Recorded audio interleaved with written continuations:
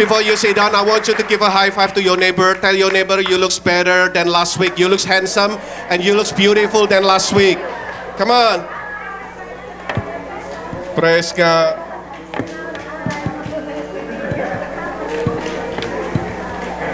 Hallelujah.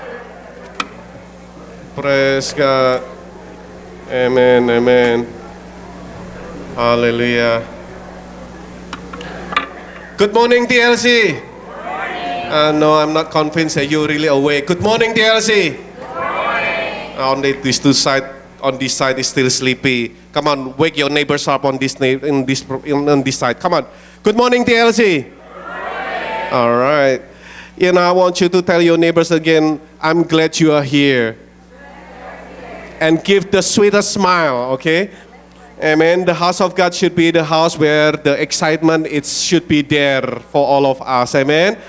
Hallelujah. Today is special day. Amen. Tell your neighbors special day. Today is a wonderful day. We have special guests all day from Indonesia.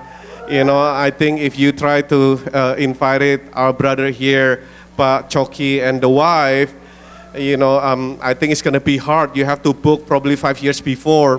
But now, thank God, only by the mercy and the favor of God, they can be here. It's such a wonderful grace and favor that God gave to our church. Amen. And you know what? Today, I want you to introduce to you, we have Pak Choki Sitohang. At first, I was almost confused with Pak Choki Sihotang, because usually Pak Choki Sihotang, this time when I go through Google, Pak Choki Sitohang, and then with the wife, Ibu Chacha in the midst of us. Why don't you give a very warm welcome of TLC for Pak Choki and Ibu Chacha. Amen. Hallelujah. Praise God. Let Jesus be the honor and the center of praise today. And also today will be a bilingual service. Pak Choki will be speaking in Indonesian, and also the wife will be also sharing her testimony, and they will also sing a song. And today I'm resting, doing the bilingual. I have my allergy really so bad on the last 2-3 days, and thank God that I'm so blessed with my wonderful wife that also gifted, that can do the bilingual. Why don't let's give again very warm welcome to Pak Choki and my wife. Thank you, Pak Hadi. Thank you so much. Thank you so much. Good morning, everyone. Selamat pagi semuanya. She's gonna do the translation in Indonesia. Jadi saya menerjemahkan dalam bahasa Indonesia. I'll be speaking in English and Indonesian if you don't mind. Saya akan berbicara dalam bahasa Inggris dan Indonesia kalau saudara tidak keberatan.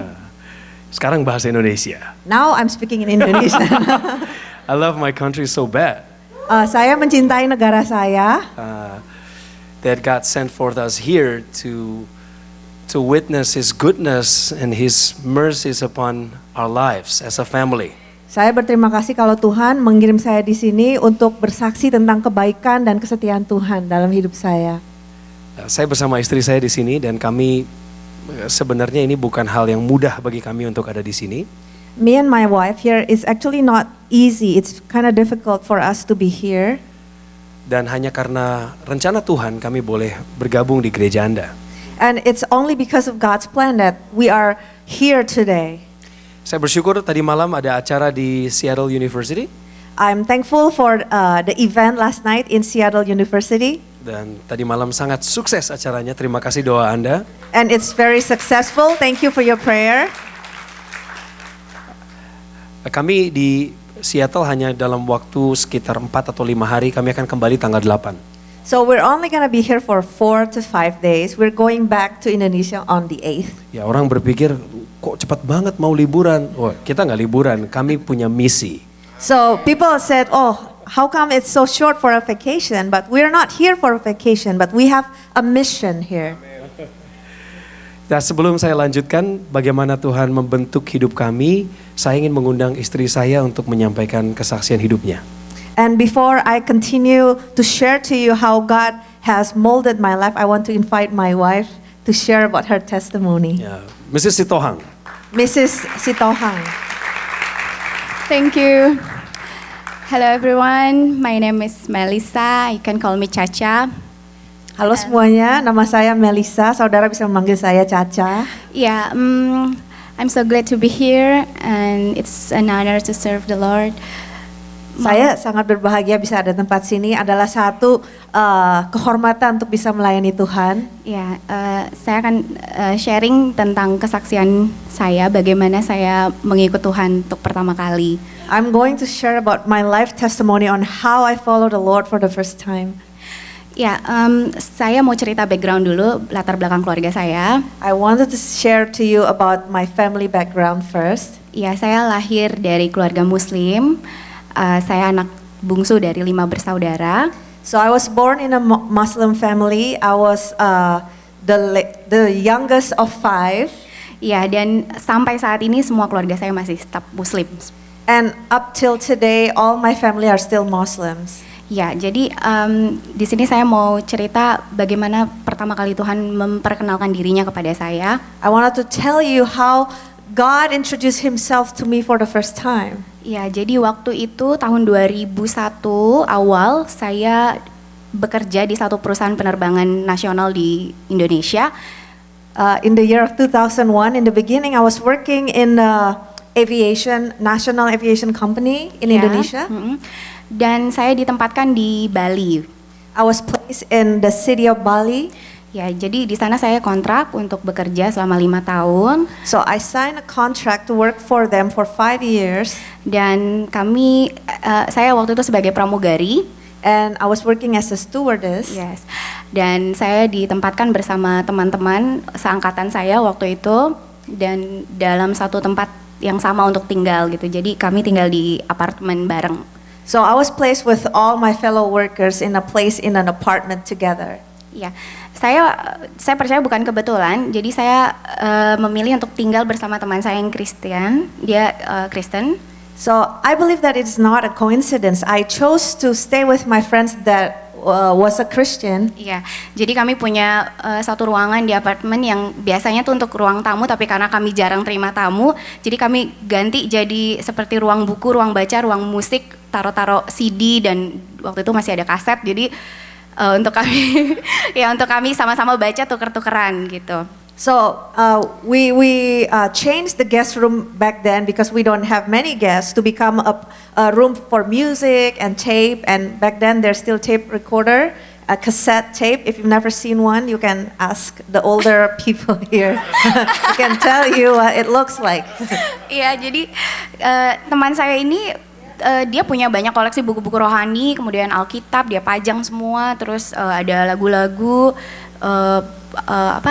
puji-pujian, dan saya biasanya suka tuker-tukeran buku, tapi buku-buku yang lain gitu, sekuler. So my friend has a lot of collection of Christian books and Christian music, Christian CDs, the Bible and everything. I also have books, but my books were secular books. Iya. Suatu hari saya lagi nggak terbang, saya lagi nggak kerja, saya diam di rumah dan dia lagi nggak ada. Waktu itu saya sendirian. Saya karena belum biasa jauh dari keluarga, pertama kali bekerja dan jauh, and then saya ngerasa memang lagi ngerasa kesepian banget gitu. So one day when I was not working, I was at the house by myself. No one was around, and for the first time I was away from my family, so I felt kind of lonely and homesick. Iya, saya coba lihat-lihat buku teman saya itu gitu. Saya lihat kok ini rohani semua ya gitu. Tapi waktu itu saya merasa gini, oke, saya mau dengerin musik aja deh gitu. Tapi saya lihat juga semuanya rohani gitu. Akhirnya saya memilih untuk ambil satu CD instrumen karena saya suka musik. So I looked through her books and I was wondering, oh my gosh, all her books are spiritual books. So I decided to listen to spiritual music. So, but all the music were also spiritual music. So I pick a CD that is instrumental CDs because I love music. Ya, jadi di situ saya pilih instrumen piano dari Joseph S. Jafar. Dia musisi rohani. Saya waktu itu nggak tahu dia sama sekali, nggak tahu lagu-lagu apa. Tapi saya digerakkan Tuhan untuk ambil itu dan saya dengerin di kamar dan di mobil. So I pick a CD as a piano CD by Joseph S. Jafar, and which is a Christian musician. I didn't know who he was before, but I was moved by God back then to take that CD and listen to it. Ya, jadi saat itu saya udah mulai suka entah kenapa saya merasa ini kok musik bikin damai sejahtera yang nggak pernah saya rasakan sebelumnya. Saya waktu itu belum ngerti kata damai sejahtera, sukacita, tapi saya ngerasa beda.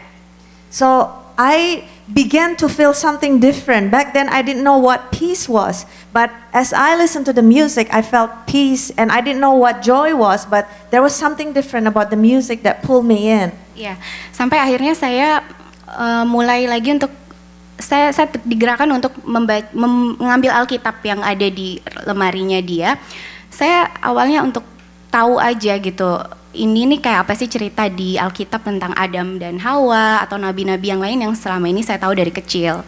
So I began to take the Bible. At first it's because of the curiosity. I wanted to know about the story that I heard when I was younger about Adam and Eve, Moses, and all that stories. Iya, jadi saya mulai buka dari Kejadian. Saya lihat cerita tentang awal mula dunia dijadikan oleh Allah gitu, dan saya kaget, wah ternyata ceritanya seperti ini yang nggak pernah saya tahu sebelumnya. Sampai akhirnya karena saya hobi membaca juga, jadi saya kayak ngelihat ada cerita baru dan novel gitu. Jadi saya pikir wah seru nih, nextnya apa lagi gitu.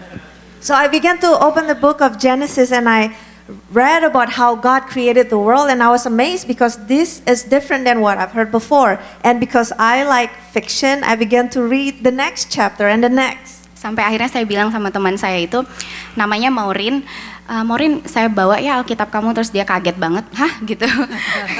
Until I told my friend Maureen, I said, Maureen, I'm going to take your Bible, and she was so shocked that I said that to her. Terus dia bilang ya udah nggak apa-apa kok, saya punya yang lain, dia bilang gitu. Terus saya mulai baca di kamar. Yang tadinya seneng main sama temen gitu, kalau makan selalu rame-rame sama geng saya gitu, itu saya selalu nolak gitu, nggak deh saya di kamar aja, karena saya pengen baca lagi gitu, seru banget gitu, walaupun ada bagian-bagian di Alkitab Perjanjian Lama itu yang saya kurang ngerti, tapi bikin saya penasaran terus. So usually I hang out with my friends, my gang during lunch, eating together, but I began to spend time in my room alone. When they asked me out, I said, no, I'm just going to be in my room, because I was pulled in to read more about the Bible, even though there are a lot of things that I didn't understand. Ya. Sampai akhirnya pada prosesnya adalah saya membaca Alkitab itu sampai 6 bulan selesai, masuk Perjanjian Baru itu selesai. Yang tadinya saya pinjam Bible-nya saya itu, sampai akhirnya saya cari sendiri di toko buku, dan saya lingkarin satu-satu dari awal, huruf-hurufnya, angka-angkanya, nomornya, sampai selesai itu 6 bulan baca Alkitab. So until I finished reading the Bible in 6 months, and I bought my own Bible, and I started to number and circle the Bibles, and I read from the beginning to the end for 6 months. Waktu itu saya bawa Alkitab juga kalau saya lagi terbang ke luar negeri kemana, saya bacanya diem-diem. Kalau misalnya lagi ada teman yang satu angkatan yang dia tahu saya Muslim, tapi baca Alkitab nanti jadi aneh kan gitu. So I secretly started to read the Bible. When I had a job to fly, I brought the Bible with me, but I secretly read it because I'm a Muslim. And if there's any other Muslims, they're gonna ask question seeing a Muslim reading a Bible. Ya, dan prosesnya selama 6 bulan itu memang saya merasa sekali bahwa saya itu dijamah saat itu oleh Roh Kudus. Saya belum tahu, saya belum kenal Roh Kudus saat itu, tapi saya ngerasa kok saya nggak ngerasa kesepian lagi ya, padahal saya sendiri saat itu, dan mungkin teman-teman saya melihat saya agak menarik diri dari mereka, tapi saya nggak ngerasa sendirian. So back then I felt that the Holy Spirit touched my life, even though I don't know who the Holy Spirit was, and I didn't feel lonely anymore. Even though I pulled away from the friendship of my friends, I was physically alone, but I didn't feel alone. Ya, karena background saya tadi adalah saya anak bungsu, saya biasa dikelilingi oleh keluarga dan kakak-kakak saya ngerasa sendirian. Bahkan di Bali pun saya cari teman-teman tuh untuk mengisi rasa kosong saya gitu. Jadi tiba-tiba saya merasa ada yang beda dengan saya saat itu. Saya ngerasa lebih mandiri, lebih nggak butuh yang lain selain membaca Alkitab dan mendengarkan lagu rohani itu. So, because I was born as the youngest of 5, I feel the need of my siblings to be with me, and therefore when I went to Bali, I surrounded myself with friends because I want them to fill up the emptiness in my heart. But because of the Bible, I felt like I'm more independent and I don't need anything else to fill my life because the Holy Spirit, God has filled my life. Ya, pada saat saya mulai membaca itu, saya juga diajar Tuhan untuk berdoa. Waktu itu saya sudah tidak melakukan lagi ritual agama saya yang dulu. So as I began to read the Bible, God also teach me to begin to pray. Back then, I didn't follow my old religion's ritual anymore. Saya nggak bisa berdoa, tapi waktu itu saya punya teman sesama pramugari yang Kristen, terus dia bilang, Cak, kalau orang Kristen doa itu nggak textbook, dia bilang kita bisa ngomong kayak kita ngomong sama orang gitu. Jadi kayak kamu misalnya ngomong sama papa kamu, saya kesepian, pas saya lapar, so simple gitu dia bilang. Jadi apa adanya aja kamu ngomong sama Tuhan. In the beginning, I didn't know how to pray, but I have a friend that is a Christian that works together with me, and she said, in Christianity, praying is not textbook, but it's like talking to your dad and telling him that you're lonely, that you're hungry. Ya, sampai akhirnya saya 6 bulan itu setelah membaca firman, saya baca di Perjanjian Baru Tuhan Yesus bilang, kamu harus dimateraikan. Waktu itu saya mulai bergumul dalam hati, Tuhan saya gimana ya sekarang, hati saya percaya Yesus, tapi saya juga nggak siap untuk perubahan dalam hidup saya, pasti ini akan tekanan banget buat saya belum bisa. So as I began to read in the New Testament, I felt that the Lord told me that I need to be born again, I need to confirm my life, but I felt a struggle because I know if there's a change in my belief and the outside world were not ready to accept this change, and I was not ready. Saya sempat berpikir, udahlah saya simpan dalam hati saya aja, Tuhan tahu, yang penting aman dengan keluarga dan teman-teman. So I just kept that in my heart. The most important thing for me is God knows my heart, I believe in Him, but I want to be safe with my family as well. Tapi Tuhan bilang, Caca kamu nggak bisa diam-diam karena terang nggak mungkin ditutupin dengan apapun. But the Lord told me that you cannot hide the light. You cannot hide the light. You have to show the light. Ya, sampai akhirnya saya doa, Tuhan saya mau deh dibaptis. Tapi tunjukin di mana saya mau dibaptis, karena saya nggak punya teman dan ini saya jaga banget rahasia ini supaya nggak nyampe ke telinga keluarga saya di Jakarta. Until I decided and I told the Lord, okay, I want to be baptized, but show me where to be baptized, because this is a secret that I have kept and I'm trying to keep it from my family.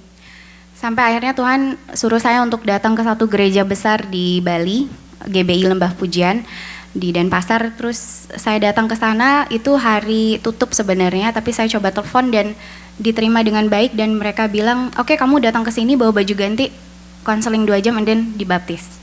So until I found a big church in Bali called GBI Lembah Pujian, and then I called them in a day that they're actually closed, but they accepted me and they said, just bring a change of clothes, we will counsel you for 2 hours and then we can baptize you. Puji Tuhan, waktu itu saya tahun 2003 waktu itu, saya bulan September akhirnya dibaptis tanggal 13. So praise the Lord, and on September 13 in the year of 2003, I was baptized.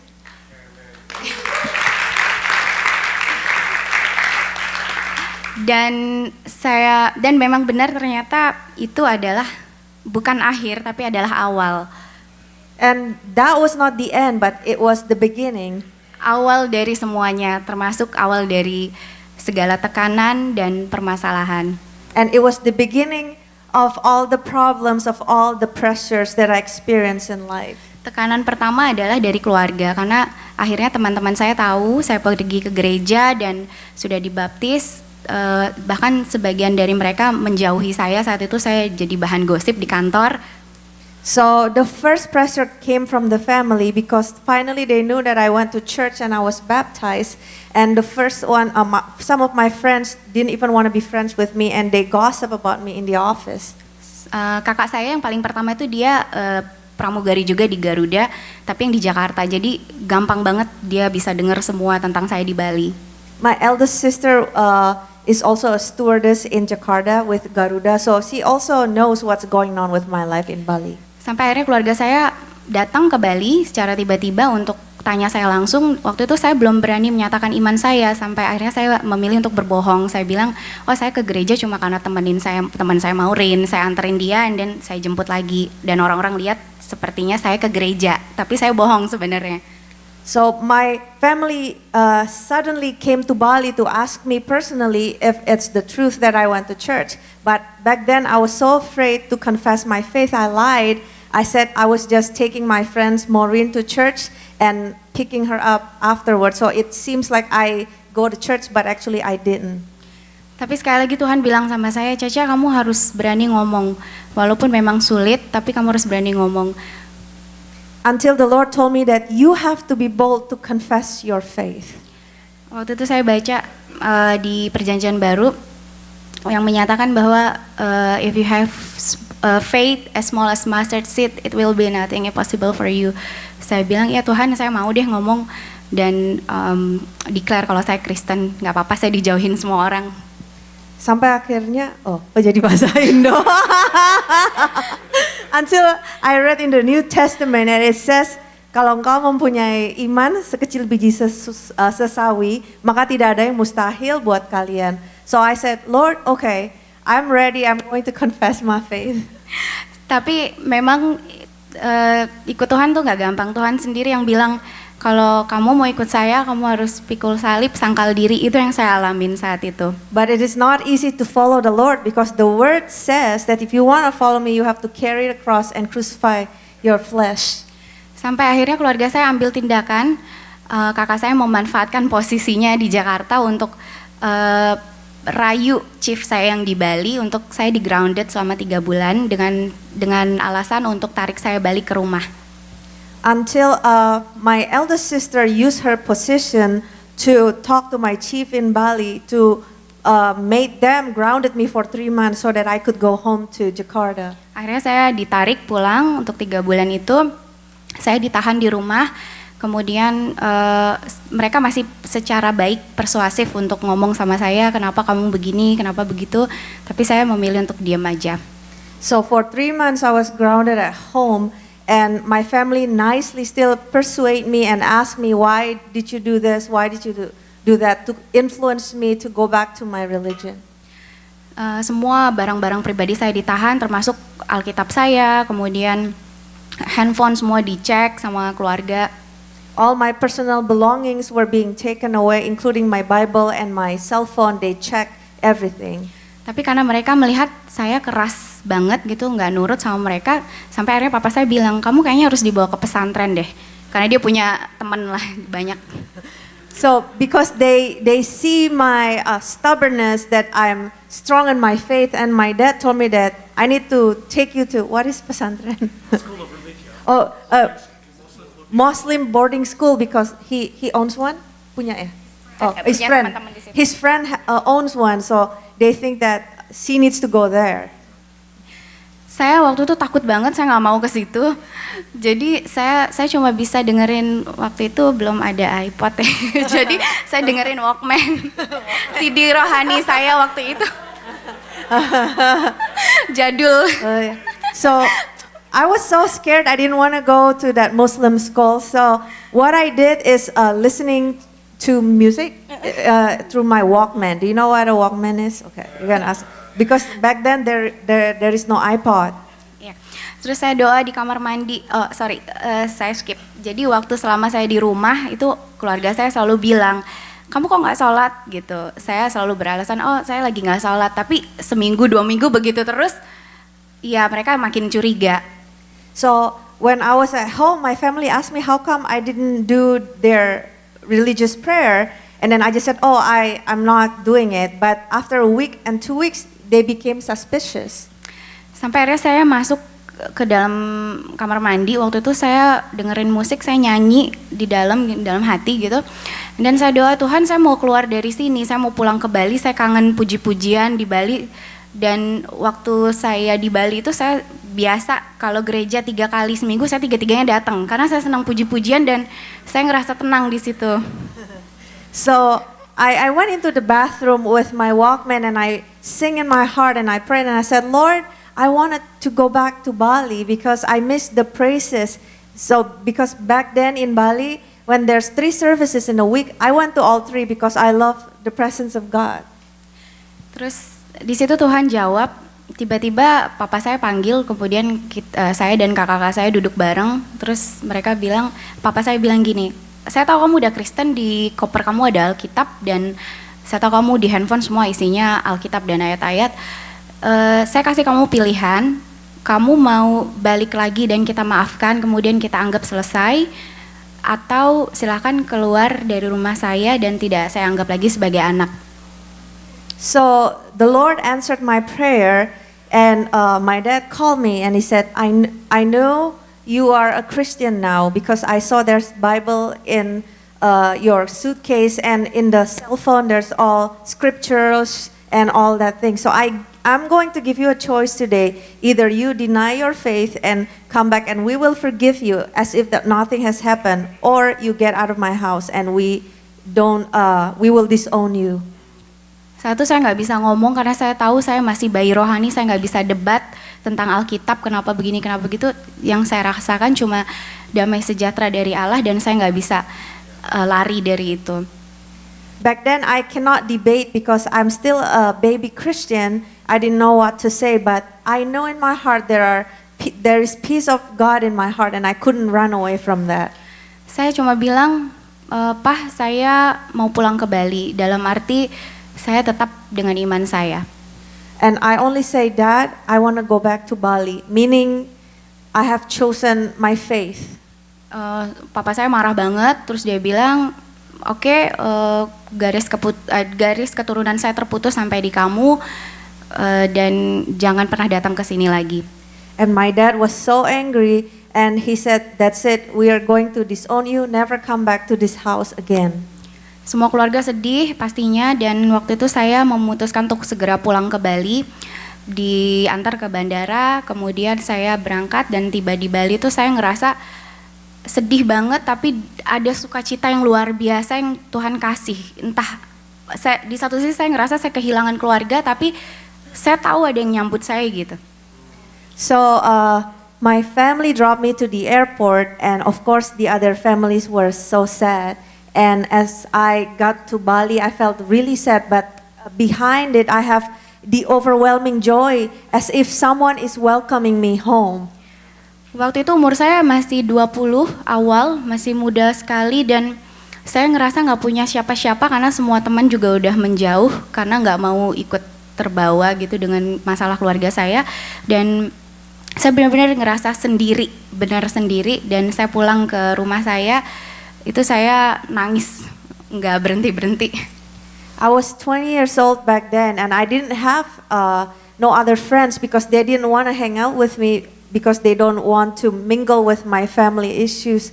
So I was really alone. So when I was there by myself, I cried a lot. Akhirnya saya memilih untuk kerja sambil terus belajar Alkitab lebih lagi. Saya baca banyak buku rohani, dan dulu sempat ekstrim. Saya pernah setahun nggak baca buku sekuler, saya pernah nggak dengar musik-musik sekuler selain musik-musik rohani selama setahun. So I just fill my time with work, and I began to read a lot of spiritual books and pray and listen to spiritual music, and I even went on a year without listening to secular music or reading secular books. Dan Tuhan izinkan saya memang mengalami hal-hal yang tidak menyenangkan. Keluarga waktu itu tarik segala bantuan mereka buat saya selama saya ada di Bali. Kemudian saya harus sendiri pindah tempat, mulai lagi semua dari nol dan sendirian. Jadi nggak ada yang bantu, nggak ada yang nemenin, dan waktu itu nggak punya uang juga karena saya selama kerja saya sering dibantu keluarga, jadi nggak mikirin untuk saving money gitu, habis gitu aja. So the Lord taught me through this hardship because my family pulled away all the support, including finances. Back then when I was working, my family still supported me, so I didn't think of saving the money. So I began everything from zero with no support and no finances. Ya, saya pernah ngalamin nggak punya uang banget di Bali, terus nggak tahu mau ke siapa, terus saya cuma kayak, oh thank God masih bisa terbang, and then bisa makan di pesawat, something like that, yang kayak maluin banget sebenarnya. So I experienced having no money at all, and I was thankful that I was a stewardess because I get free food on the plane. Yang dulu sebenarnya nggak pernah saya makan gitu. back then I never eat plain food because they didn't taste good. Iya, tapi puji Tuhan saya dikasih hati yang lunak. Jadi waktu itu ngalamin banyak masalah, tapi justru saya makin kuat cari Tuhan. Bukannya kecewa atau kok Kristen malah gini ya gitu. Saya nggak ada terbersit di hati saya untuk balik aja lagi deh gitu. Karena saya mengalami sendiri, saya udah jatuh cinta sama Tuhan. So even though I experienced hardship, God breaks my heart, because there was never come into my mind to go back or deny my faith because I have experienced how it is to love the Lord. Sampai akhirnya kakak saya masih terus aktif untuk bikin saya jera mungkin ya. Jadi saya diberhentikan setelah kontrak selesai, harusnya ada perpanjangan lagi 1 tahun. Teman-teman saya seangkatan semua lanjut, saya sendiri dan 1 orang lagi yang nggak diperpanjang tiba-tiba. So my sister still tried hard to through my job. After my contract ended, I supposed to have an extension of contract, but my contract wasn't extended. Di situ saya sedih banget gitu. Saya bilang, Tuhan, saya di Bali nggak punya uang, and then nggak ada keluarga, nggak ada siapapun, terus nggak kerja sekarang, terus gimana ya Tuhan? Tapi ya itu dia, pemeliharaan Tuhan tuh luar biasa dan nyata dan pertolongannya nggak pernah terlambat. So I was asking the Lord, I had no family, I had no money, and I had no job. How am I gonna survive? But that is the amazing thing, because the Lord's provision is never too late, and His help is always there when you need Him. Sampai akhirnya saya dipertemukan lewat teman saya yang Kristen juga. Dia punya kenalan gitu, seorang ibu, tante, dia manggilnya tante. Dia bilang, tante saya punya temen di Bali, perempuan, masih kecil, masih muda, dia gak punya keluarga lagi karena dia ikut Tuhan Yesus, jadi gak boleh pulang. Bisa dibantu gak untuk dilayani? So until my Christian friend told her friends, an older lady said, Tante is like aunt, I have a friend in Bali that is alone, and because she denied her faith and became a Christian, she has nobody. Can you come and minister to her? Sampai akhirnya singkat cerita saya jadi dekat sama tante ini. Dia orang pelayanan banget, satu keluarga tuh semua pelayanan. Dia orang Batak, famnya Hutapea.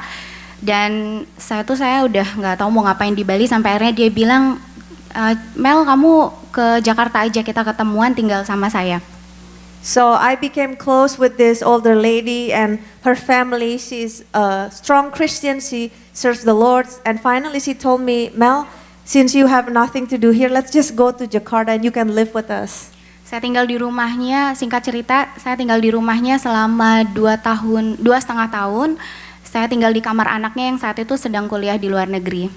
So I stayed with her for 2.5 years. I stayed in her daughter's room that is going to study abroad. Ya, dia juga punya anak-anak yang lain, kakak-kakak angkat saya di situ. Dan kami langsung seperti keluarga banget karena di situ mereka nerima saya dan saya merasa nggak ada jarak, padahal kami sebelumnya nggak pernah kenal. So immediately they adopted me into the family, and I felt the closeness even though we do not know each other before. Saya percaya itu pekerjaan Tuhan, karena kalau bukan Tuhan siapa yang mau nerima orang yang nggak dikenal tanpa pamrih, dan bahkan mereka mengajari saya banyak hal tentang iman Kristiani. Di situ saya belajar tentang mesbah keluarga, karena keluarga ini punya habit untuk selalu saat teduh bersama pagi dan malam. Di situ saya baru belajar, oh keluarga Kristen tuh kayak gini. So I believe that this is the work of the Lord. If not, who would want to accept someone they didn't know? And not only that, they taught me the faith of Christians, how it meant to be a Christian. They are showing me how to live as a Christian family. They have devotions together so that I saw, oh, this is how a Christian family should live. Ya, saya dan kakak-kakak saya tuh suka diajakin mama angkat saya ini karena dia worship leader, jadi suka nyanyi di mana-mana, dan kami anak-anaknya selalu jadi singer. Jadi kemana selalu diajakin kami untuk nyanyi. Jadi makanya waktu itu untuk ukuran baru kenal Tuhan, lagu-lagu rohani saya udah banyak banget. So this lady that has become my adopted mother, since she is a worship leader, she always bring the kids, me and my other siblings, to the church to become her singers. So I learned a lot about spiritual songs Christian songs. Ya, di situ kami juga diajar dia untuk punya persekutuan doa anak-anak muda, youth community, namanya Bleach, Behave Like a Christian. Di situ kami belajar untuk melayani, and then mengumpulkan teman-teman dari antar gereja, anak-anak muda untuk kumpul di satu rumah yang difasilitasi oleh teman-temannya mama saya. So she also taught me to minister to the youth, and there's a community that we do call Bleach. Bleach, Behave Like a Christian. Behave like a Christian. And then so there we learn how to minister to other young people. Ya, di situ saya pertama kali ketemu dengan suami saya. Kita sama-sama pelayanan. That's when the first time I met with my husband, we were serving the Lord together. Ya. Oh yeah, just a guy. Terus kami akhirnya mulai aktif terus pelayanan, dan 2,5 tahun saya tinggal sama keluarga ini sampai akhirnya saya boleh dipertemukan lagi sama keluarga saya yang kandung. So after 2.5 years staying with this adopted family, I finally met with my real family. Awalnya karena kan selama itu keluarga saya lose contact, jadi nggak pernah mau terima SMS atau telepon saya. Tiba-tiba kakak saya SMS, terus dia bilang, mama sakit, kamu bisa nggak datang? Waktu itu saya udah agak trauma sebenarnya karena takut ditahan lagi sama mereka kayak dulu. Tapi Tuhan bilang sama saya, nggak apa-apa, kamu pergi, Cak, jangan takut. Terus akhirnya saya dan mama angkat doa. Terus mama saya bilang, Tuhan yang akan jaga kamu, kita topang doa, berangkat aja pulang, karena pasti Tuhan mau buat sesuatu buat keluarga kamu. So because I have lost contact with my family, they never accepted my text or phone call. So suddenly, after 2.5 years, I received a text from my sister that said that my mom is sick. Actually, I was already traumatized because I was afraid that they're going to not let me get out of the house again. But I felt like the Lord tell me, it's okay, you go, because I'm about to do something. So me and my adopted mother prayed together to release me to go to my family. Dan benar saat saya ketemu mama langsung sehat. Bahkan mama papa saya bilang gini, mereka nggak pernah singgung soal yang selama 2,5 tahun saya kemana, tapi mereka cuma bilang, kamu lebaran tahun ini pulang ya ke rumah. So that was a miracle. My parents never even talk about what happened in the 2.5 years. My mom was healed, and then they told me to come back home during Lebaran. What is Muslim? Mubarak. It's a Muslim holiday. Yeah. It's like Muslims Christmas, right? Or something like that. Itu saya benar-benar nggak nyangka. Saya selama itu berdoa, memang Tuhan, saya pengen pulang ke keluarga saya, pengen ada pemulihan hubungan, walaupun mereka nggak terima, walaupun mereka belum terima Tuhan, nggak apa-apa, tapi paling nggak terima saya dengan kondisi saya saat ini, dan doa saya dijawab Tuhan. So that was what I was prayed for, because I really wanted to be restored. There's a restoration with my family, and I prayed, Lord, it's okay if they haven't accepted my faith yet, as long as they accepted me as a daughter, as a person. Ya, akhirnya Coki juga bisa kenal keluarga saya yang kandung. Setelah 2,5 tahun itu dia nggak pernah tahu. So finally, Coki also was able to know my real family after 2.5 years, never met them. Dan singkat cerita, akhirnya kami memutuskan untuk menikah, dan keluarga juga nggak ada masalah karena mereka tahu saya menikah dengan pilihan saya, bukan karena, dan saya dulu Kristen bukan karena seseorang atau siapapun. Saya jauh ketemu sebelum ketemu Coki. So finally we decided to get married, and there was no issues with my family because they knew that I became a Christian because of my own choice, not because of Coki, before I even met him. Ya, dan sampai saat ini pun keluarga memang belum terima Tuhan, dan itu terus kami bawa dalam doa untuk mereka boleh terima keselamatan yang sama. Tapi mereka saat ini welcome banget sama kami, bahkan kalau Natal tuh suka ngucapin, saling ngucapin, kemudian setiap Lebaran kami ke rumah mama gitu, dan mereka pun karena mereka tinggal di luar kota, jadi mereka kalau ke Jakarta pasti senangnya tinggal sama kami sekarang. So even though they're not Christians, but our relationship is already restored. So even for Christmas, they will say Merry Christmas to us, and vice versa. We will, in their holiday, we will greet them as well. And because they live out of the city, every time they come to our place, they will choose to stay with us. Iya, dan saya percaya mereka bisa begitu karena Tuhan memang gerakan hati mereka dan karena mereka melihat banyak perubahan yang terjadi pada diri saya. Jadi saya mau bilang kalau kita sebagai orang Kristen, kalau kita bilang kita anak Allah, ya tunjukkan itu karena kita adalah Alkitab berjalannya Tuhan. So I believe that they're able to accept us is because of the changes that they see in my life. So I wanted to say to you, if we confess that we are Christians, let our life show who we really are because we are the walking Word of God. Dan ternyata memang masalah yang Tuhan izinkan terjadi itu karena Tuhan mau bentuk karakter kita untuk jadi manusia baru. Jadi kalau kita lagi punya masalah ya jangan menggerutu atau menyalahkan Tuhan, tapi syukuri aja karena kita tahu Tuhan punya rencana untuk ini. So the problem that we gone through, we have to know is because God wanted to mold our character. So do not complain because at the end of it, there's always a purpose of God that is good for you. Ya, dan sampai saat ini pun Tuhan masih izinkan saya untuk melayani teman-teman yang Tuhan pertemukan, yaitu yang ngalamin nasib yang sama, hal yang sama sama saya, yang lagi bermasalah sama keluarganya karena ikut Tuhan, dan yang banyak lah yang sama, sampai akhirnya saya bisa nguatin mereka dan ngasih mereka dorongan untuk berani gitu. So until now, the Lord opened up a ministry through friends that's also going through the same thing as me, those that have been experiencing problems with their family because they chose to be a Christian. Iya, dan masalah itu nggak akan pernah bawa kita malah lebih jatuh, tapi kalau kita ngandalin Tuhan justru bawa kita lebih tinggi lagi. Tuhan gantikan berkali lipat ganda seperti janjinya. So the problem will not bring you down, but if you lean on God, the problem will bring you higher to the Lord. Sekarang digantikan berkali lipat ganda. Keluarga saya ada banyak, kakak-kakak saya ada banyak, mama papa saya ada 2. Ya, dan sampai sekarang keluarga angkat saya ini kita deket banget, bener-bener nggak ada kayak bukan keluarga kandung gitu. So God replaces everything and give me double for my trouble.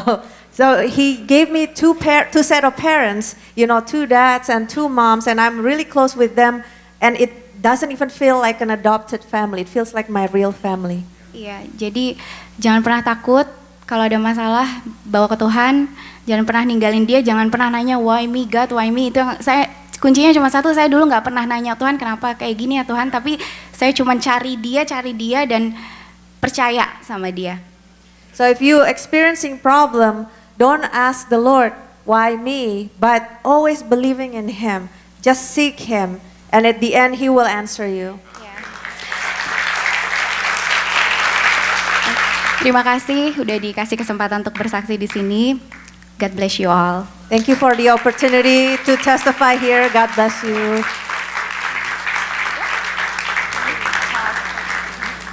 Thank you. Makasih. Evelyn, thank you so much, Mrs. Evelyn. You did a great job in translation. Thank you so much. Oh, perfect. Can I have the keyboardist? Keyboard. Can I have some? Oh, sorry for that, bro. We need that. We need you more than you ever know. Let's close this testimony with the song that God has put in your heart about how He became so faithful to you in the midst of your troubles and hardships. Yet He always shows you that you are His beloved one, and you are precious, and God always has something Amen. in store for you. Can you play in E? E, yeah, E. It's E, yeah. E.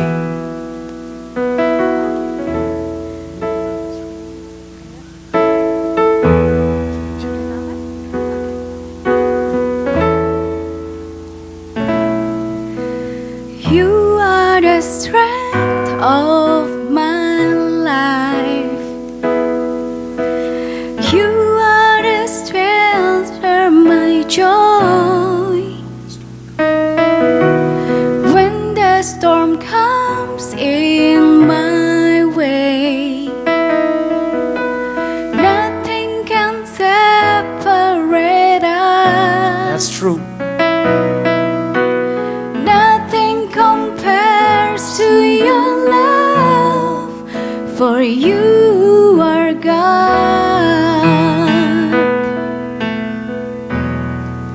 as far as the heavens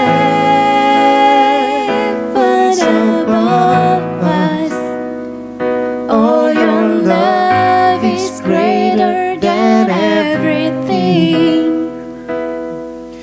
We've come to you and bow down at your feet to worship you, our Lord, as far as the heavens above us. Oh, your love is greater than everything.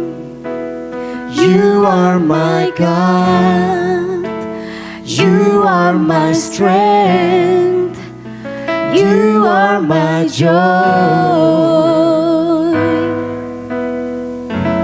You are the strength.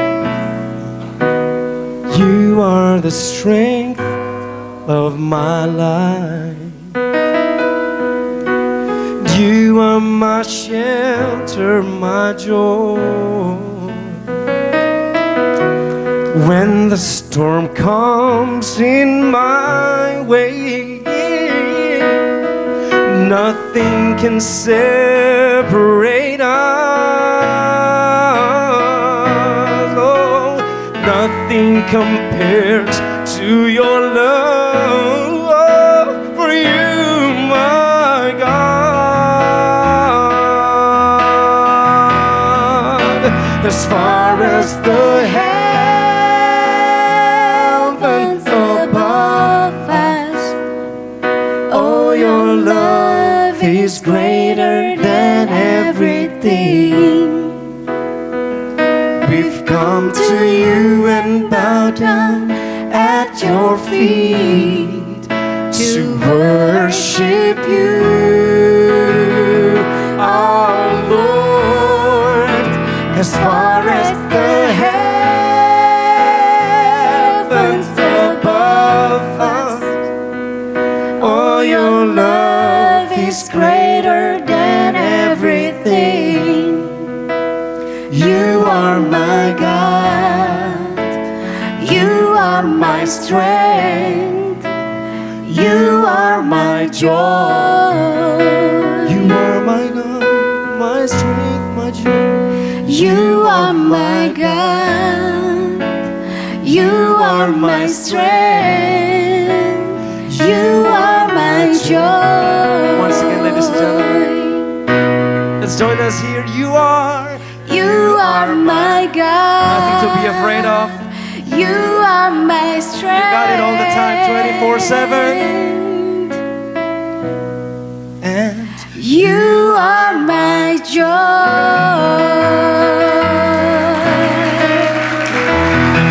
Thank you. thank you, Ivy.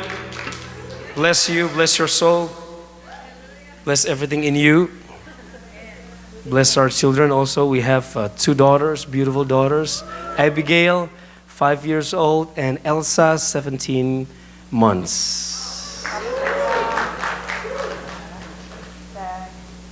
On. Ya, Kami punya 2 anak, Abigail 5 tahun dan Elsa 17 bulan. betul.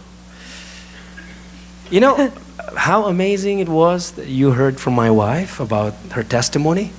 Saudara sudah dengar bagaimana ajaibnya kesaksian dari istri saya, dia mengenal Tuhan. It was very real.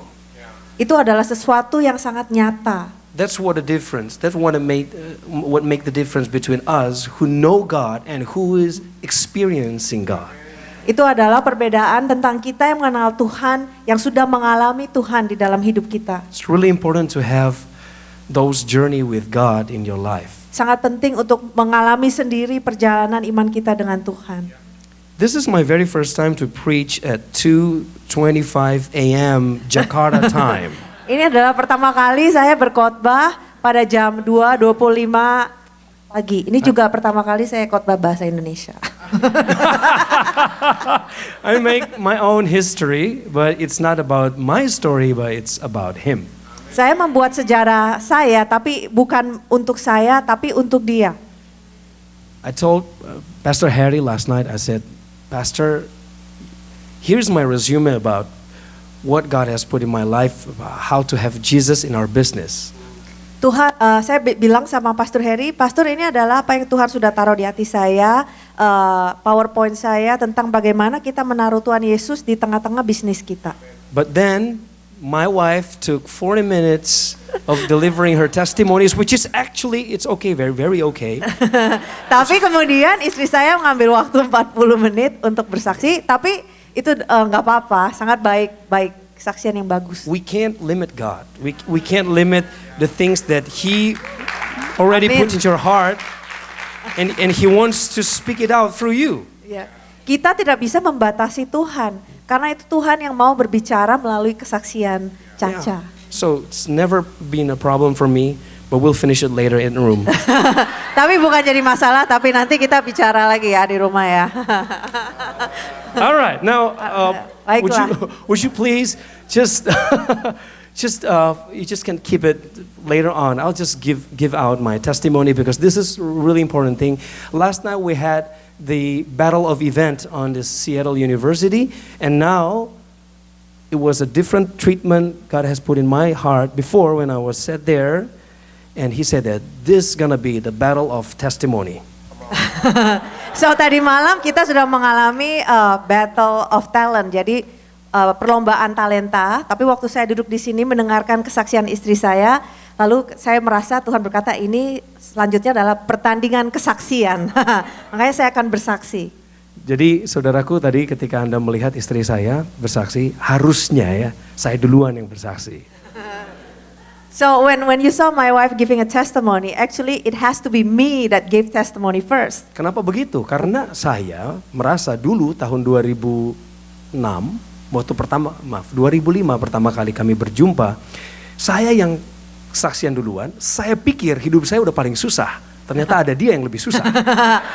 Because when I met her at the year 2005, I've already think that I have the hardest life, but she came out with even harder life than me.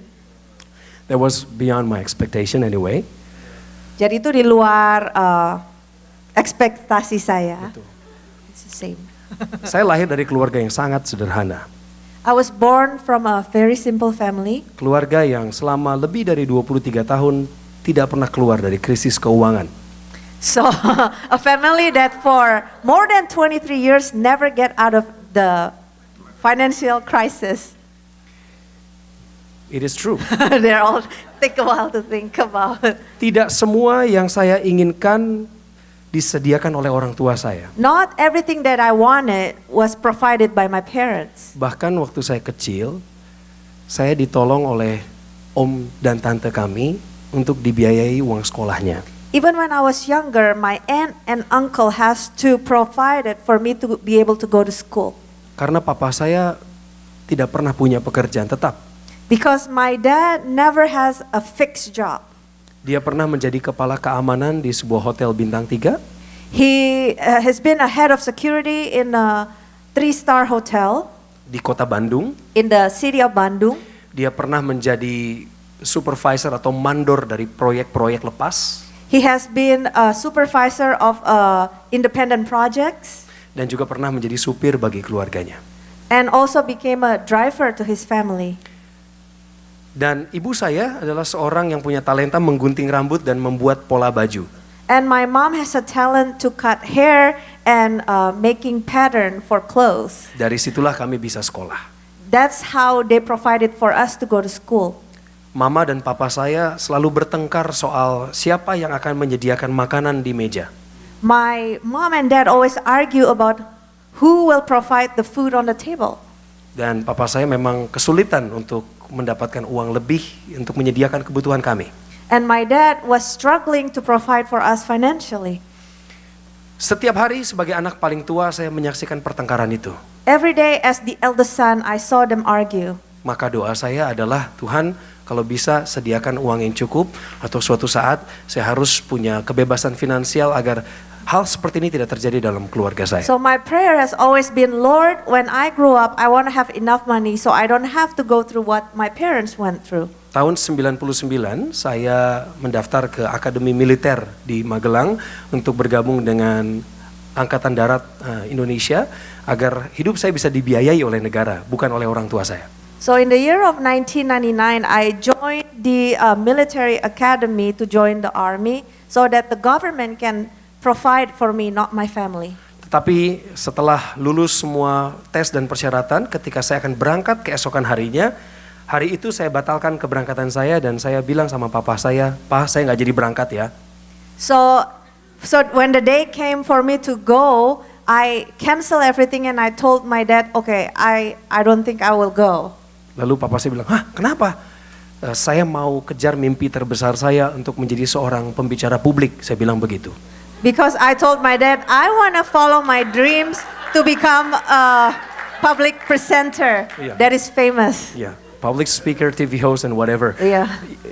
That's because I saw some people who inspired me a lot, like all the seniors in my field, like Mr. If you know them, those big names, Kus Hendratmo, Bob Tutupoli, or Chris Biantoro, the late Chris Biantoro. Jadi saya melihat banyak senior-senior yang memberikan saya inspirasi di dalam bidang presenter ini seperti Chris Biantoro, Bob Tutupoli. I know because I'm old too. Jadi saya beranikan ke papa saya bilang, "Pak, saya nggak usah ke militer karena saya rasa di hati saya punya bakat itu." So I dare to say that to my dad. I didn't have to be in the military because I know in my heart I have that talent to be a presenter. Papa saya khawatir sebenarnya karena saya memilih pilihan yang mungkin saja salah bagi dia. Tetapi sebagai seorang ayah, meskipun dia nggak punya pekerjaan tetap, dia nggak punya gelar, tapi hati dia luar biasa bagi saya. Dia bilang begini, "Kejar yang kamu mau, saya dukung apapun." So even though I know my dad worried about me and he didn't think that that is not the dream that I should pursue, but being a good father, he told me to pursue my dream and he will support me. Papa saya bahkan tidak punya motor, tidak punya baju bagus, dia bahkan sampai dia meninggal tahun 2003, dia nggak punya handphone. So my dad didn't own a motorcycle, he didn't own any nice clothes. Even when he passed away in the year of 2003, he didn't own a cell phone. Tapi papa saya bilang, apa yang kamu butuhkan saya akan bantu. Saya sebagai anak butuh sekali kekuatan moral dari orang tua saya. But my dad always says, whatever that you need, I will provide for you. And as a son, I need that moral support from my father. Saya ingat, papa saya kan tahu saya itu suka roti ya. Jadi di Bandung itu ada toko roti tua, namanya, kok tiba-tiba hilang? Bukan Abadi Bu, ada lagi Bu, sebentar, kok saya tiba-tiba lupa ya? No, Unyil is in Bogor, ma'am. I'm from Bandung. Would you tell them first? Would you tell them first that I love bread so much? So I like I got it. bread so much, and my dad knows that I love bread so much. There's an old store in Bandung that's what is called? Sido Dadi. That called Sido Dadi. Right That's the in- name of the bakery. Exactly, right in the main street of Otto Iskandar Dinata. Exactly, ma'am. Are you coming from Bandung? Oh, ma'am. Would you treat me a lunch after this? No, thank you. Sorry. I was joking. Jadi toko rotinya ada di jalan utama Otista. Otista. Saking papa saya tahu saya suka roti, beliau suka bawain saya roti pulang ketika dia pulang kerja. Tapi kalau orang lain beli roti 12, 15, papi saya hanya mampu belikan 1 bungkus roti. So because my dad knows how much I love bread, every time he goes to work, he always buy me bread. But some people probably buy 12 or 15. My dad was only able to buy me 1. Rotinya dibungkus dalam plastik warna putih The bread was wrapped in a white plastic, dan dia bawa sepanjang hari dalam saku celananya, naik turun angkot sepanjang hari. and he put that bread inside his pocket as he went on and off the public transportation. Waktu dia pulang malam, dia tunjukkan rotinya di depan pintu. Dia bilang, "Hey Coki, saya punya sesuatu buat kamu." Rotinya sudah bejek. So Crushed like this. as he went home at night, he said, "Hey Choki, I have something for you," but the bread has already crumbled, damaged. Yet still soft and warm. Tapi masih lembek dan panas karena ditaruh di kantong.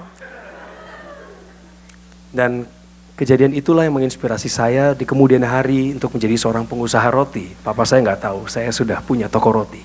So that incident that inspired me to have a bread business, my dad didn't know, but I already own a bakery. Saya mau sampaikan sama saudara begini. I wanted to tell you this. Keadaanmu mungkin saja kurang beruntung. Mungkin saja banyak tekanan. Mungkin saja lebih baik orang lain daripada kita. You might have unfavorable circumstances in your life and you see that other people have more favorable circumstances. Tetapi Tuhan sanggup mengubahkan itu untuk tetap mengirim damai sejahtera dan memperbaiki hidup Anda. But God is able to change your circumstances so that you will have peace and a good future. Tahun 99 ketika saya mulai coba untuk kuliah dengan biaya pas-pasan, In the year 1999, as I tried to go to college with a very limited funds, akhirnya saya drop out 2 tahun kemudian karena nggak punya uang lagi. in the next 2 years I dropped out of college because I didn't have any more money. Kemudian saya akhirnya pindah ke Jakarta untuk menjadi seorang wartawan atau jurnalis. Then I moved to Jakarta to become a journalist. Saya dapat gaji tahun 2002 adalah 1,6 juta rupiah. My salary in the year of 2002 is 1.6 million rupiah, which is how much? many dollars? $100. $100 $120 a month. a month. Bagi saya waktu itu cukup 1,6 juta bagi orang yang belum sarjana dan diterima di perusahaan itu. For me, that is a pretty good salary for someone who hasn't finished their bachelor degree. Kemudian saya tinggal di sebuah kamar kecil, kos-kosan kita menyebutnya. So I rent a small room and I stayed there. Dan setiap hari saya mengandalkan Tuhan karena nggak ada lain yang bisa diandalkan. Every day I depend on the Lord because there's no one else that I could depend on. Tetapi ketika di akhir bulan saya terima gaji, But at the end of the month when I receive my salary, saya selalu ingat satu hal penting ini, I always remember this one important thing. perpuluhan. Tithe, to give tithing. Sedikit mundur ke belakang, So we move back a little bit. pada tahun 99 itu, In the year 1999 as well, saya juga kerja lepas sebagai penyiar radio, I also work independently as a radio announcer.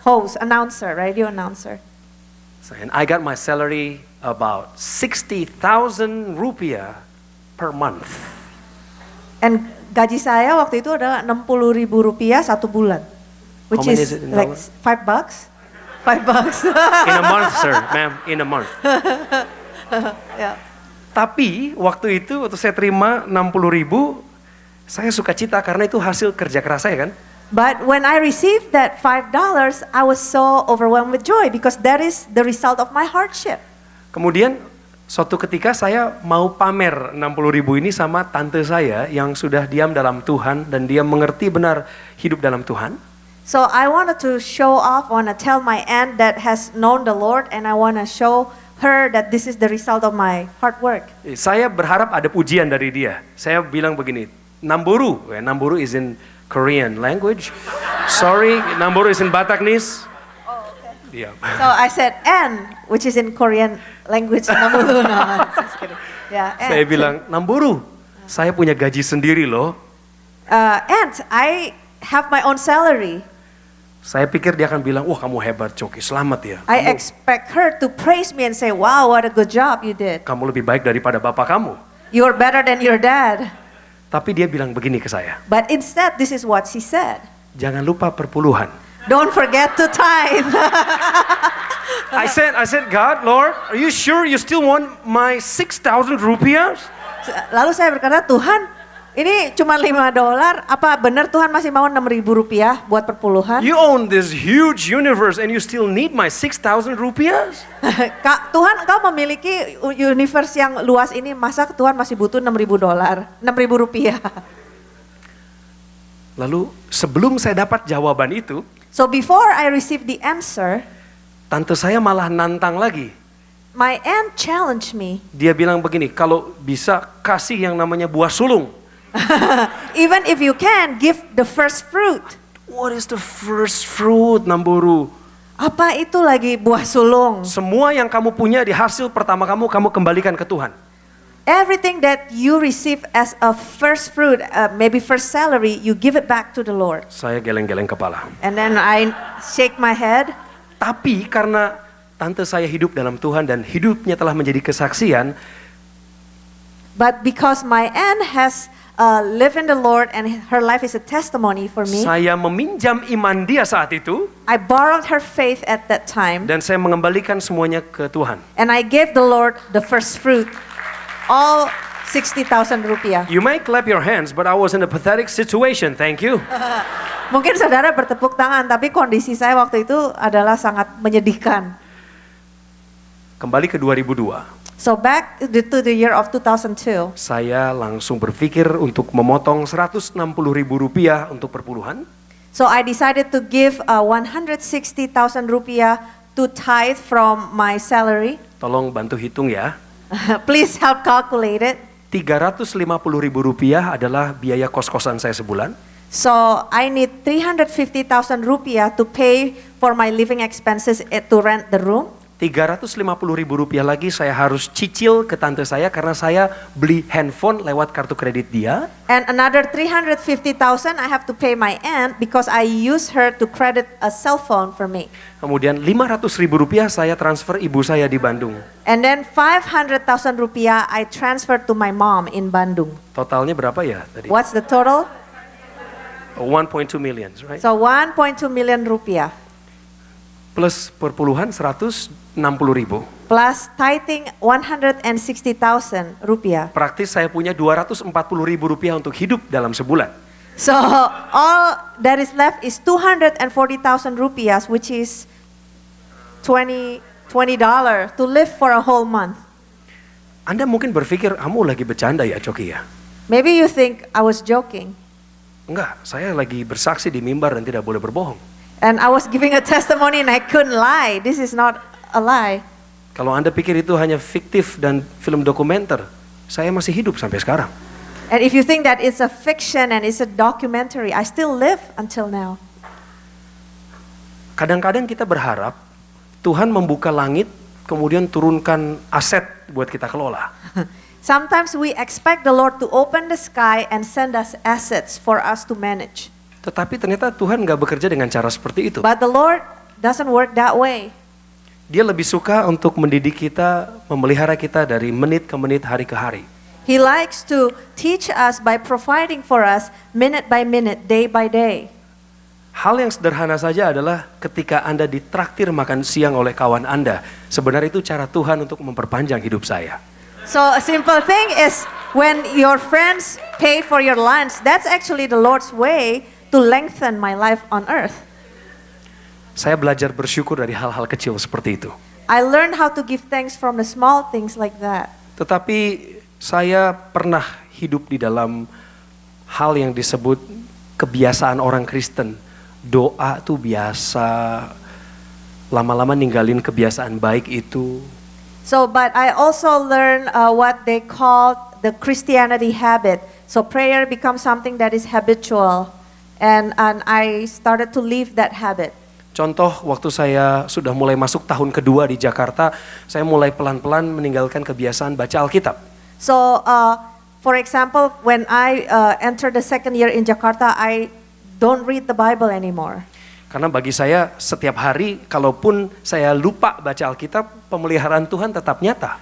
Because even if I don't read the Bible and I skip a day, the Lord still provides and keep me alive. Dan Tuhan tetap menyelamatkan saya dari bahaya. And God still saves me from danger. Jadi saya pikir Tuhan akan mengerti kalau saya skip. So I know that the Lord will understand if I skip reading the Bible. Saya menganggap siapa saya yang selalu kecil, terlalu kecil dan banyak orang yang harus diperhatikannya. And I always said, oh, I'm too small. You have other people also to take care of. Tetapi Tuhan nggak mau seperti itu. But the Lord doesn't want me to live like that. Tuhan mau kita punya gaya hidup menyembah. The Lord wants us to have a lifestyle as a worshiper. Tahun 2005 saya mengalami sakit penyakit, sesuatu yang saya tidak pernah duga akan ada di tubuh saya. 2005, I experienced a kind of disease that I never expected I would experience. Saya kena virus hepatitis.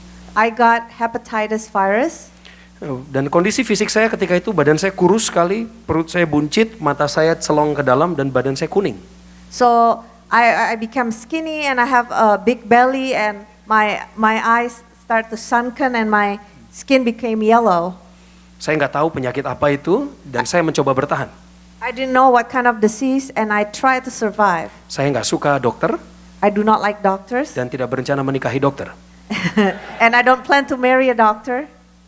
Jadi saya pikir, sudahlah, I'm a man, I can struggle myself and I can endure from this. Jadi saya berkata, ya udahlah, saya ini lelaki, saya bisa bertahan, saya bisa mengatasi ini semua. Tapi suatu pagi ketika saya minta dibuatkan mie instan untuk sarapan, mohon maaf, saya muntah.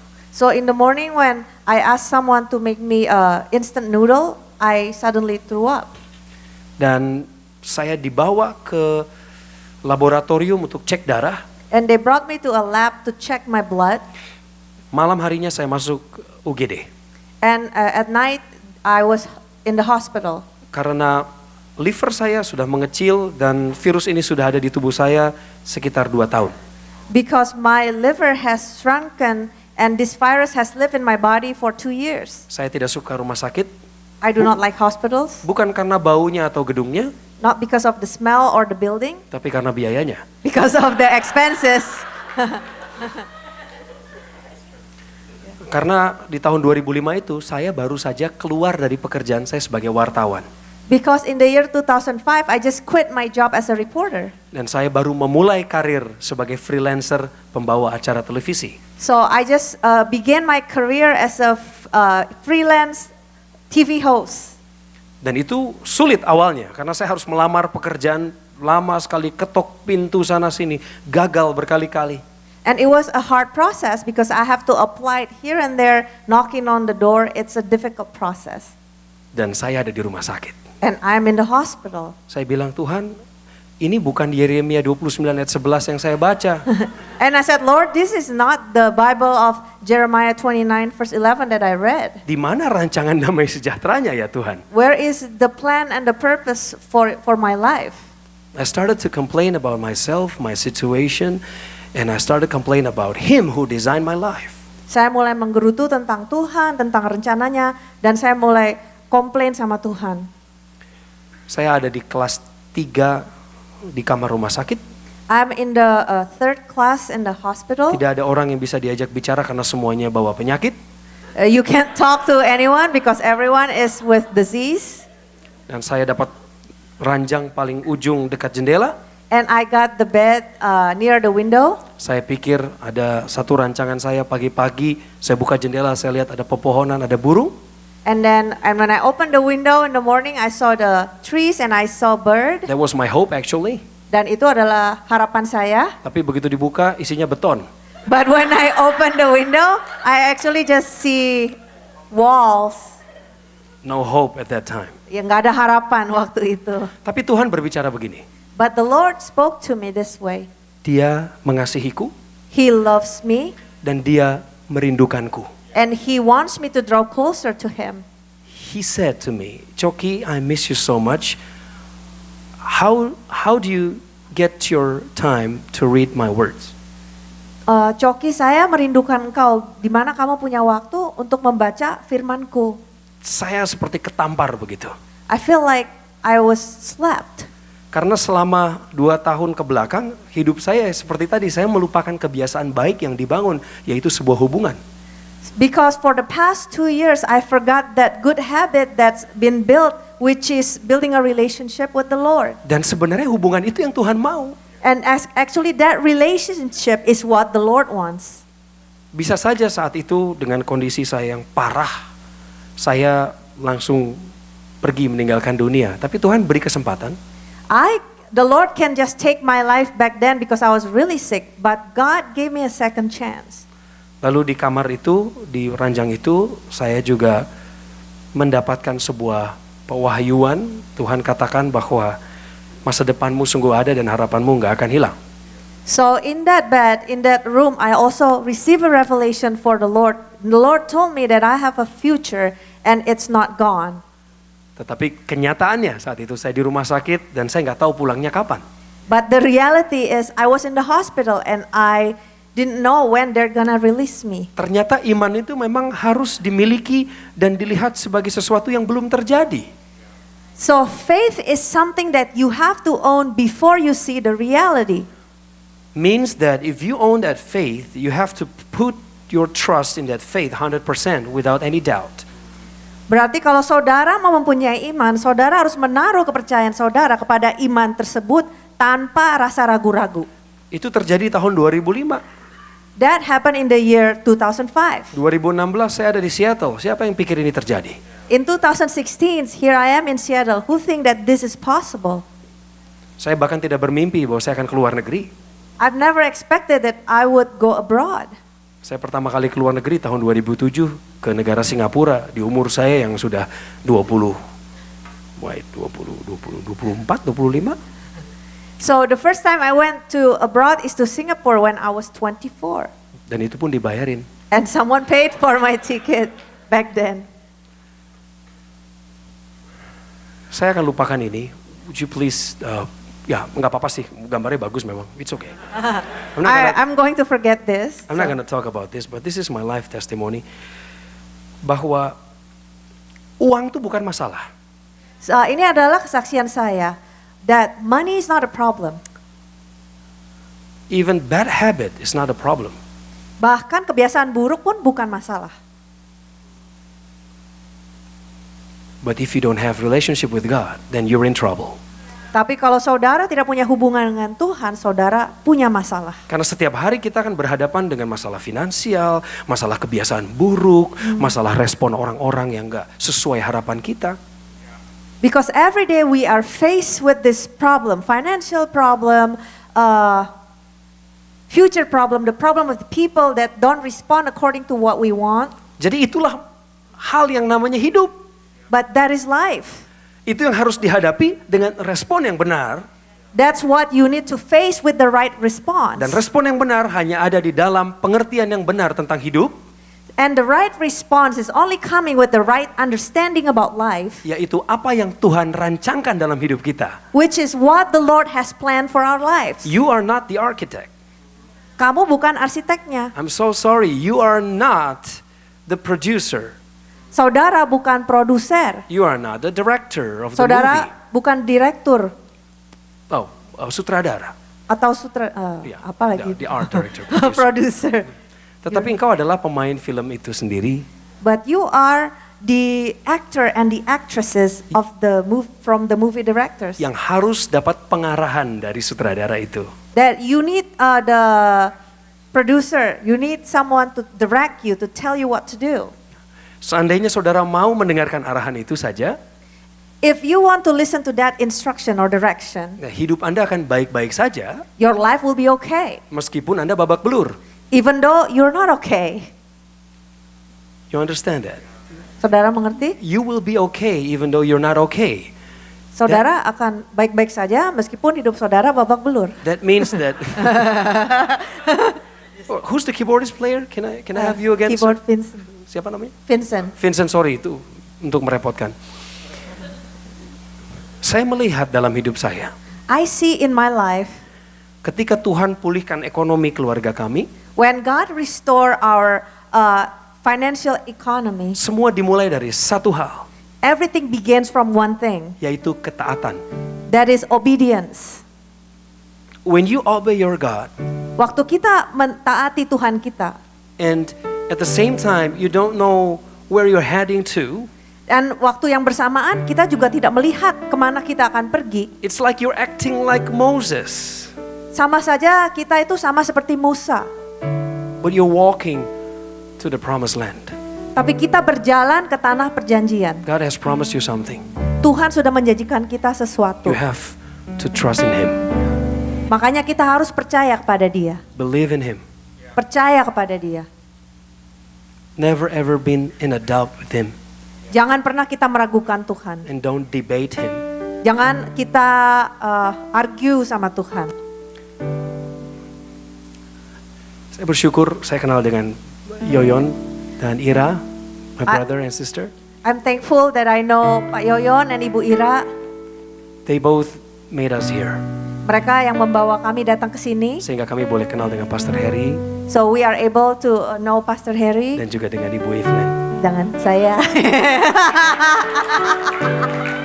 And to be in the midst of the beautiful people of Seattle Dan ada di tengah-tengah anda-anda yang cantik.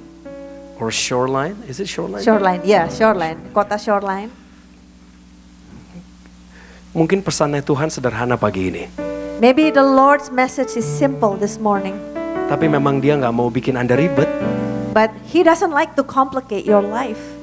Because your life is full of complications. Karena hidup saudara memang udah ribet.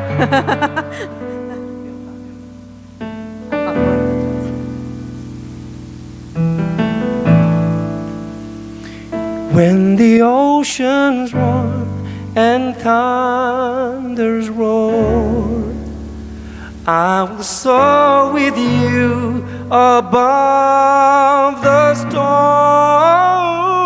Father, you are God. Thank you, Jesus. Over the flood, and I will be still. Know you're my God. Di saat badai bergelora, ku akan terbang bersamamu. Bapa kau raja atas semesta, ku tenang sebab kau Allahku. I would just close this with a short prayer to all of you, our fellow Christians here. Thank you so much for accepting us here to be in this main service. You know, it's not about our ministry. It's never been ours. It's always been His ministry. We are only His tools. Whoever you are who are standing here behind this line, play some music and give your best efforts to make all these things happen. Do you realize that there's a spirit in you? Do you realize that it's not about your good voice or it's not about your knowledge or wisdom, but it's about the source? And whoever you are now, sitting right there with all your problems and troubles, when you came here today, it wasn't a coincidence. It's not about the speaker. You might never know me before, but you know that God has something for you, even a simple message to speak out today. So please be confident in God. Have a confidence in Him. Have an open heart for Him to come in and fix something right there. Because He's the engineer of your life. He's the architect. He's the designer of your life. Ever happened in my life before? Several times, so many times. I couldn't tell you today. I'm so sorry. I'm not gonna be able to say everything to you.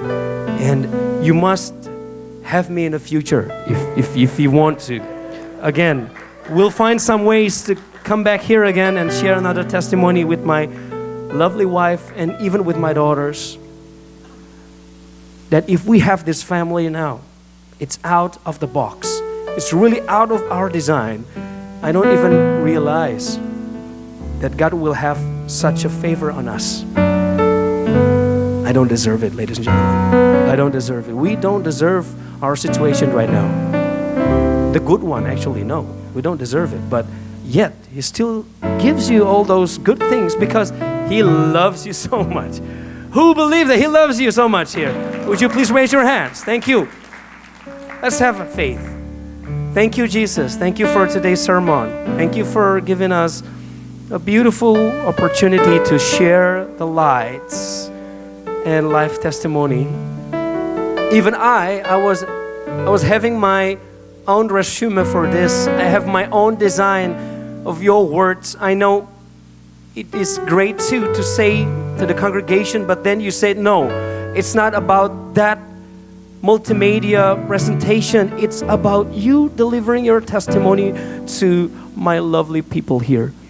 Lord God, I thank you for your most kind times, momentum that you have given us. Thank you for always support us from above. Thank you for this divine appointment and divine relationship that we have here in the midst of this congregation. And thank you for our ministry.